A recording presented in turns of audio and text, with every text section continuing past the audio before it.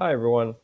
For those of you coming into the city this Saturday and you're thinking of avoiding the traffic mess that potentially will be downtown DC, and as an alternative, you're looking at parking at or near a metro station, taking one of the trains into the city, but at the same time, you're worried, well, do these stations have parking? And will I find parking when I get to these lots? So what I've done for you guys is I've identified 50,000 parking spots that are located at the stations with about 2,000 parking spaces or more. So these are the stations that have plenty of parking, especially on an off day. It's not a work day. So fingers crossed, these will be the places where you'll actually find somewhere to park. On a Saturday, the rates are lower than during the week. So at most of these places, it's probably going to be around $2. You can pay with your credit card or with your Metro card, which you probably don't have if you're from out of town. But it's relatively low compared to trying to park in the city, where it might be $20 or more, depending on where you fall into, and that's even if you can find a spot at all. So the first spot I want to identify for those of you coming in from the northwest, from the Maryland side, Montgomery County, Shady Grove has about 6,000 spaces. So it's the farthest station on that side of the red line, but it has a lot of parking, so it's probably definitely going to have somewhere to stay. Closer down the line is this Grosvenor Strathmore station. Uh, that one has about 2,000 spaces, so it's a lot closer to downtown DC, but only has about a third of the parking spaces. So who knows? I mean, if the attendance is not ridiculously high and there's not a lot of people parking at that spot, you might find a spot there. On the Virginia side, one of the big commuter locations is the Vienna station. That one has over 5,000 spaces just at that one station. It's on the Orange Line. You get on a train there, it took you directly into downtown DC. Uh, a little further down the line is West Falls Church. There's about 2,000 spaces there. So closer to downtown by two stops, but less than half the spaces that you'll find at Vienna. On the Silver Line, you have the Wheelie Reston East Station, which is the closest station to the Dulles Airport. So if you're arriving at the Dulles Airport that day for any reason, this is going to be the closest station that will take you into DC directly. There are buses that go from Dulles to Wheelie Reston East, and you can also take taxis or ride shares to this station. There's also buses that go directly from the airport closer into Arlington and things like that. But depending on how many people are trying to use those buses and whatnot, that may be all alternative or not. But yeah, Wheelie Reston, about 2,000 spaces. It's the closest to the airport, as mentioned. On the other side of town, again on in the Maryland side, Prince George's County, Suitland Station, 2,000 spaces.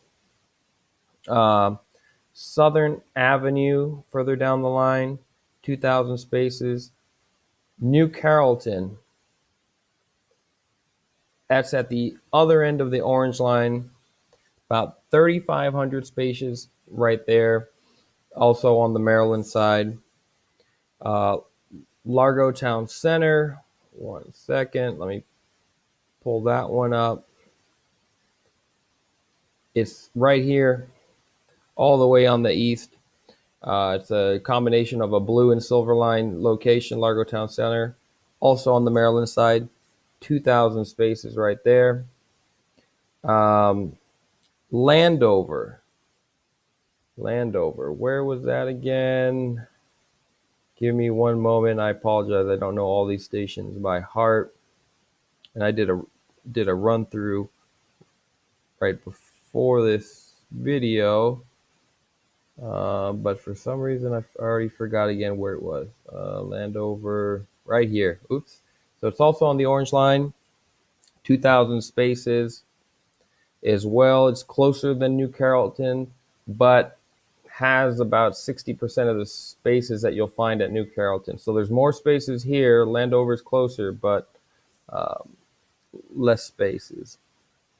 Another good location is Greenbelt. It's on the Green Line, so that's, I guess, a good mnemonic device there. Greenbelt has about 3,500 spaces at that location on the Maryland side. Also, on the other extreme, on the red line, is the Glenmont station. Has about 3,000 spaces on its own. On the Virginia side again, further south, Franconia Springfield, this location has 5,000 parking spaces, so it's another big one where you'll find a lot of places to park. It's I was going to say it's close to the airport, but I don't know if the Reagan Airport connects on that same line. I don't know if that's helpful in any way as a reference, but just throw it out there. Red line again, or actually green line. Apologize there. I am a little bit colorblind, so I apologize for that one. But College Park, University of Maryland, 2,000 spaces. It's further down from Greenbelt. It has about 60% of the spaces that Greenbelt has. So Greenbelt's probably the one that's going to have a space. If you're lucky, you can get one at College Park if you're heading on the Green Line. But there's, between the two, there's over 5,000 spaces. One more I want to throw out there would be, if I can find it, Branch Avenue. Let me see if I can find that one again.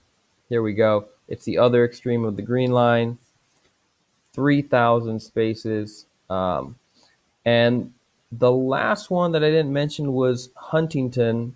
That one has 4,000 parking spaces. So for some reason, I cannot find it this time. So I will leave it up to the viewers to find Huntington. That has 4,000 parking spaces. And the other item that you'll be concerned with is when you do get to the stations.